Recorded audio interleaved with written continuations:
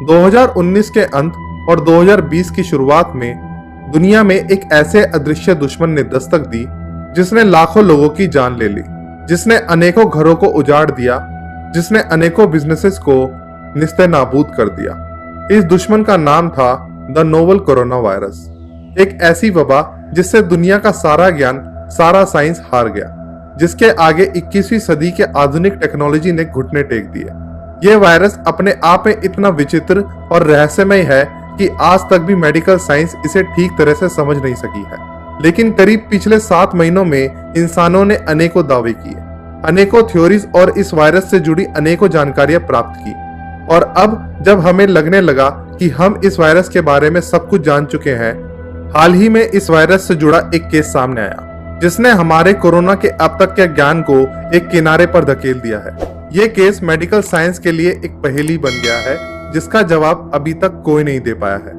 तो चलिए दोस्तों, जानते हैं इस मिस्टीरियस कोरोना केस के बारे में।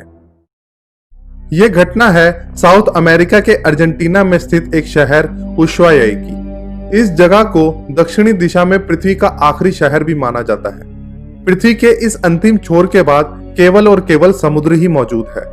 भरपूर समुद्र से घिरा ये छोटा सा शहर फिशिंग इंडस्ट्री का एक बड़ा सेंटर है, जहां से रोजाना अनेकों जहाज समुद्र में मछली पकड़ने के लिए लंबी लंबी यात्राओं पर निकलते हैं। ऐसे ही एक जहाज का नाम है द इशिज़न मारू, जो कि 6 जून 2020 को 61 क्रू मेंबर्स के साथ मछली पकड़ने के लिए निकला। ये सफर लगभग 45 दिनों का होने वाला था, लेकिन सफर शुरू होने के 35 दिन बाद ही जहाज वापस किनारे पर लौट आया, क्योंकि इस पर सवार लगभग सभी क्रू मेंबर्स की अचानक तबीयत बिगड़ने लगी। ऐसे में किनारे लौट आने के सिवा और कोई चारा नहीं था। वापस लौटने के बाद सभी क्रू मेंबर्स की मेडिकल जांच हुई और जांच में पता चला कि 61 क्रू मेंबर्स में से 57 क्रू मेंबर्स को कोरोना पॉजिटिव पाया गया है। यह खबर तेजी से पूरे प्रांत में फैली और इस घटना ने रहस्य का रूप ले लिया। सभी के लिए घटना आश्चर्यचकित करने वाली इसलिए थी क्योंकि इस जहाज की रवानगी से पहले सभी क्रू मेंबर्स का कोरोना टेस्ट हुआ था और सभी उस टेस्ट में कोरोना नेगेटिव पाए गए थे। इसके बावजूद इन क्रू मेंबर्स को यात्रा शुरू होने से 14 दिन पहले से एक होटल में क्वारंटीन किया गया था, जो कि समुद्री यात्रा पर जाने से पहले की जाने वाली अनिवार्य प्रक्रिया का हिस्सा थी। जहाज पर लादे गए सामान की भी पूरी तरह से जांच की गई और जहाज पर मौजूद सारे साजो सामान को ठीक तरह से डिसइंफेक्ट किया गया था।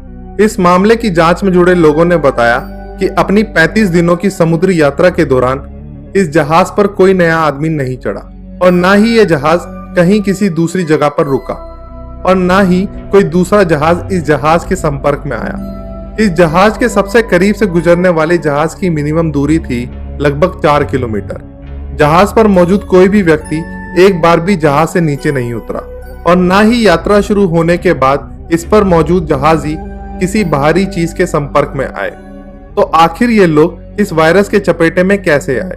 यह एक ऐसी गुत्थी बन गई है जिसे सुलझाने में डॉक्टर्स को कड़ी मशक्कत करनी पड़ रही है। डॉक्टर्स अलग अलग हाइपोथेसिस की सहायता से इस केस को सुलझाने की कोशिश कर रहे हैं। मसलन अगर ये मान लिया जाए कि सफर की शुरुआत में क्रू मेंबर्स की जो कोरोना जांच हुई उसमें कोई गलती हुई हो, किसी व्यक्ति की रिपोर्ट सही न रही हो, लेकिन फिर भी अभी तक की मान्य जानकारियों और WHO, American centre of disease and prevention और यूफा यानी the European public health association के अनुसार कोरोना की चपेट में आने से इसके लक्षण उभरने को समय यानी इंक्यूबेशन पीरियड 2 दिन से 2 हफ्ते का हो सकता है। लेकिन इशिज़न मारू जहाज के क्रू मेंबर्स ने सफर से पहले 14 दिन का क्वारंटीन किया था। फिर सफर के दौरान भी कुछ हफ्तों तक किसी की भी सेहत खराब नहीं हुई थी। इससे ये बात सिद्ध होती है कि सफर से पहले हुई कोरोना जांच में गलती की गुंजाइश ना के बराबर है, क्योंकि अगर तब गलती हुई होती तो क्रू मेंबर्स में कोरोना के लक्षण बहुत पहले ही नजर आने लगते। इसके अलावा एक संभावना ये भी जताई गई है कि जहाज पर लादे गए सामान पर कोरोना वायरस हो सकता है, लेकिन क्रू मेंबर्स और जहाज पर मालिकाना हक रखने वाली एजेंसी ने बताया कि क्रू मेंबर्स के कोरोना टेस्ट होने से पहले ही जहाज को डिसइंफेक्ट करके जहाज पर सामान लोड किया गया था। मेडिकल साइंस ये कहती है कि ये वायरस अलग अलग सतह पर अलग अलग समय तक जीवित रह सकता है, लेकिन यह समय एक शॉर्ट टर्म का होता है, यानी यह वायरस किसी सतह पर ज्यादा दिनों तक जीवित नहीं रह सकता। तो इस संभावना का सच होना भी नामुमकिन ही लगता है।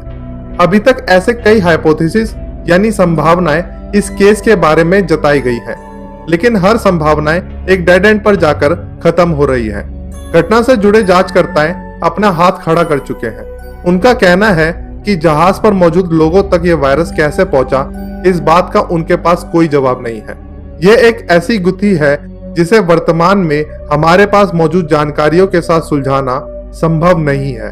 फिलहाल इस जहाज को उशुआया के एक समुद्री तट पर रखा गया है और इस तट को पूरी तरह से सील कर दिया गया है। कोरोना से संक्रमित सभी मेंबर्स को इसी जहाज पर आइसोलेशन सेंटर बना कर रखा गया है और 2 लोगों की हालत गंभीर होने के कारण उन्हें हॉस्पिटल में भर्ती कराया गया है।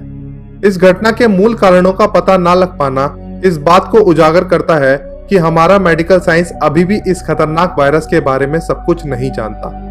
जहां एक तरफ हमारे वैज्ञानिक इस वायरस का वैक्सीन जल्द ही बाजार में लाने का दावा कर रहे हैं, वहीं दूसरी ओर इशिजन मारू जैसे केस ये चेतावनी दे रहे हैं कि शायद दवा बनाने की जल्दबाजी में हमने इस वायरस को गहराई से नहीं जाना है, जो कि भविष्य में एक खतरनाक स्थिति पैदा कर सकता है। इस घटना के बारे में आपकी क्या राय है? क्या आप इस घटना के असल कारणों का अंदाजा लगा सकते हैं? आप अपना जवाब कमेंट्स के माध्यम से हमारे साथ साझा कर सकते हैं। और अगर आपको आज का हमारा ये वीडियो पसंद आया हो तो इस वीडियो को ज्यादा से ज्यादा शेयर करें। बहुत जल्द मिलेंगे एक नई मिस्ट्री, एक नए रहस्य के साथ। तब तक के लिए अलविदा।